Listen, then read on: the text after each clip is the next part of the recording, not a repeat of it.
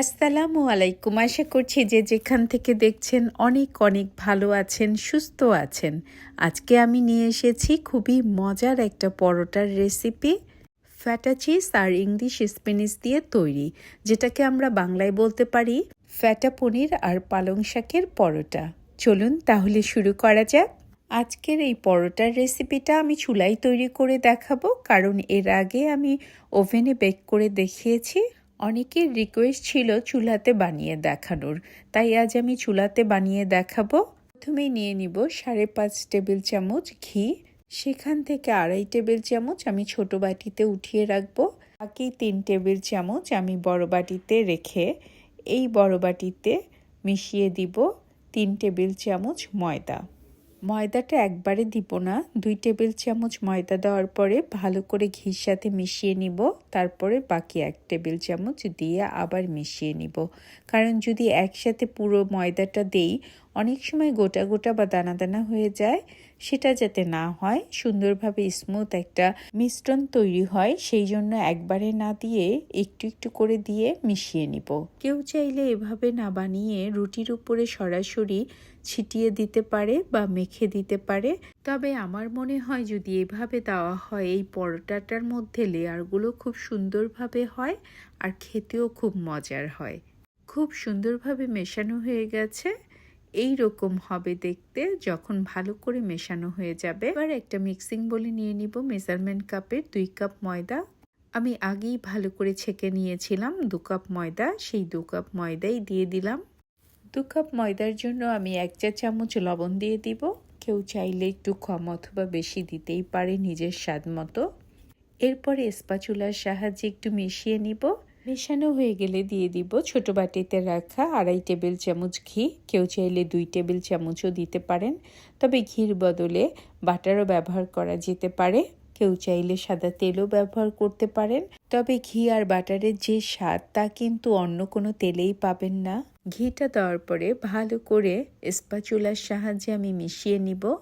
যখন সুন্দর করে মেশানো হয়ে যাবে তখন এখানে দিয়ে দিব রুম টেম্পারেচারে থাকা পানি। এখানে 1.5 কাপ আর 1 টেবিল চামচ পানি আমি ব্যবহার করব। অনেক সময় কারো ক্ষেত্রে একটু কম অথবা বেশি লাগতে পারে, তবে এটা আমার কাছে মনে হয় স্ট্যান্ডার্ড। এই ডোটা কিন্তু খুব বেশি শক্ত হবে না, আবার একেবারে নরম তুলতুলে হবে না, তবে নর্মাল যে নরমটা হয় তেমনই হবে। অল্প অল্প করে পানি দিব আর ডোটা বানিয়ে নিব। ডোটা মোটামুটি তৈরি হয়ে গেছে। এবার স্প্যাচুলা থেকে ময়দাগুলো নামিয়ে নিয়ে ভালো করে মথে নিব, যাতে করে ডোটা খুব সফট একটা ডো হয়। পরোটার ডো কম বেশি সবাই তৈরি করতে পারেন, তবে আমি কিভাবে তৈরি করছি সেটাই দেখিয়ে দিচ্ছি। যারা পরোটাতে একটু চিনি পছন্দ করেন তারা চাইলে ময়ান করার সময় 1 টেবিল চামচ চিনি মিশিয়ে দিতে পারেন। ময়দাটা ময়ান করা হয়ে গেছে। এবার আমি একটা চিলিং র্যাপার দিয়ে র্যাপ করে রেখে দিব 15 মিনিটের জন্য। এই 15 মিনিটে ভিতরের ফিলিংটা তৈরি করে নিব। এই জন্য নিয়ে নিব বেবি স্পিনাচ। স্পিনাচগুলো ভালো করে ধুয়ে প্যাক করা, তারপরেও আমি একটু ধুয়ে নিব। আমার যতটুকু লাগবে সে অনুযায়ী আমি নিয়ে নিয়েছি। এর মধ্যে পানি দিয়ে কিছুক্ষণ ভিজিয়ে রাখবো, তারপরে পানিটা ঝরিয়ে নিব। আমার মনে হয় সবাই কম বেশি জানেন স্পিনাচ অথবা পালং শাক কত হেলদি একটা খাবার, আর ফ্যাটা পনির সেটাও অনেক হেলদি আর মজার। তাই এই দুটো দিয়ে যে খাবারই তৈরি করা হোক না কেন তা হয় খুবই স্বাস্থ্যকর আর মজার।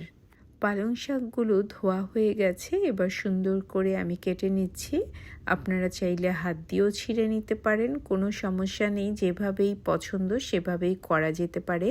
শাকগুলো কাটা হয়ে গেলে এবার আমি ভেঙে অথবা কেটে নিব ফ্যাটা পনিরগুলো। কারো কাছে ফ্যাটা চিজ না থাকলে সেক্ষেত্রে আমরা যেটা ঘরে তৈরি করি ছানা বলি, সেই ছানা ব্যবহার করা যেতে পারে। কেউ যদি ছানা দিয়ে তৈরি করতে চান সেক্ষেত্রে ছানাতে একটু লবণ দিয়ে দিতে হবে। যতটুকু ছানা ব্যবহার করবেন সে অনুযায়ী লবণটা দিতে হবে।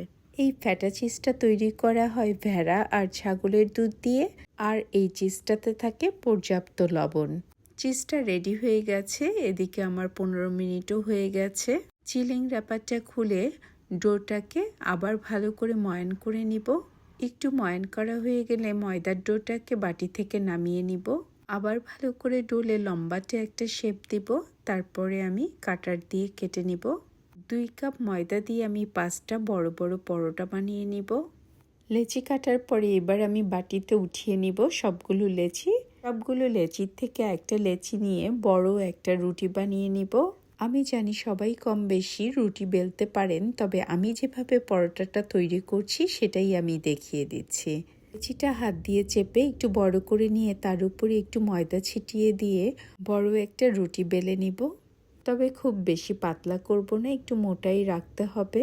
তা না হলে যখন পরোটাটা বেলে নিব তখন ছিঁড়ে যেতে পারে। রুটিটা বেলা হয়ে গেছে। এবার প্রথমেই যে মিশ্রণটা তৈরি করে রেখেছিলাম ঘি আর ময়দা দিয়ে, সেই মিশ্রণটা কিছুটা মেখে দিয়ে দিব সারা রুটিতে। সম্পূর্ণ রুটিতেই একটু ভালো করে মেখে দিব, এতে করে খুব সুন্দর লেয়ার হবে। তার উপরে দিয়ে দিব ইংলিশ স্পিনাচ অথবা পালং শাক। পালং শাক দেওয়া হয়ে গেলে এর উপরে দিয়ে দিব ফ্যাটা চিজ অথবা ফ্যাটা পনির। আমি একটু বেশি করেই দিচ্ছি সমস্ত কিছু, কেউ চাইলে একটু কমও দিতে পারেন, তবে এর চেয়ে বেশি দেওয়া যাবে না, তাতে করে রোল করার সময় বের হয়ে যেতে পারে। সমস্ত কিছু দেওয়া হয়ে গেছে। এবার এক সাইডে একটু কেটে নিব যাতে করে সুন্দর করে রোল করে নেওয়া যায়।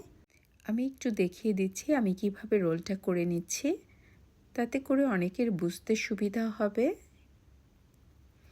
এই পরোটাটা যেমন খেতে সুস্বাদু তেমনই খুবই স্বাস্থ্যকর। সকালে কিংবা রাতে অথবা টিফিনে হতে পারে খুবই স্বাস্থ্যকর আর মজার একটা রেসিপি। আমি কিন্তু ঘুরিয়ে ঘুরিয়ে রোলটা তৈরি করে নিয়ে এবার পরোটাটা বেলে নিচ্ছি। খুব হালকা হাতে বেলে নিতে হবে, খুব বেশি জোরে চাপ দেওয়া যাবে না, তাহলে ভিতর থেকে সমস্ত কিছু বের হয়ে যাবে। হালকাভাবে চাপ দিয়ে দিয়ে পরোটাটা বেলে নিতে হবে। একইভাবে সমস্ত পরোটাগুলো আমি বেলে নিব। কেউ চাইলে মিনি সাইজও তৈরি করতে পারেন একইভাবে। আজকের পরোটাগুলো আমি চুলায় ভেজে নিব, আপনারা চাইলে ওভেনেও বেক করে নিতে পারেন খুব সহজভাবেই। একটা ফ্রাই প্যানে একটু বাটার দিয়ে দিব, বাটারটা একটু মেল্ট হয়ে আসলে দিয়ে দিব পরোটাটা। কেউ চাইলে ঘি অথবা তেল দিয়েও ভেজে নিতে পারেন, তবে আমি আগেই বলেছি আমার কাছে ঘি আর বাটারের স্মেলটা খুবই ভালো লাগে, তাই আমি বাটার দিয়ে ভেজে নিচ্ছি। এক পিঠ ভালো করে ভাজা হয়ে গেলে আমি উল্টিয়ে দিব। পরোটাগুলো আমি একটু সময় নিয়ে ভেজে নিব, খুব জোরে জাল দিয়ে ভাজবো না, অল্প জালেই আমি ভেজে নিব। মিডিয়াম টু লোয়ে থাকবে চুলার জালটা। একটু ভাজা হয়ে গেলে যখন সুন্দর একটা কালার চলে আসবে তখন পরোটাটা উঠিয়ে নিব। আমি একটা হ্যান্ড টিস্যু বিছিয়ে নিয়েছি প্লেটের উপরে, এতে করে পরোটার গায়ে এক্সট্রা তেলটা শুষে নিবে টিস্যুটা। পরোটাগুলো সার্ভিং প্লেটে তুলে নিয়েছি, সাথে নিয়েছি সস। কেউ চাইলে আলুর দম অথবা রায়তা দিয়েও সার্ভ করতে পারেন, যার যেটা দিয়ে পছন্দ। তৈরি হয়ে গেল অসম্ভব মজার আর হেলদি পনির আর পালংয়ের পরোটা।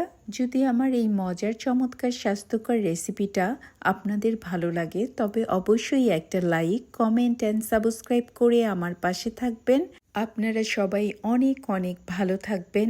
আল্লাহ হাফেজ।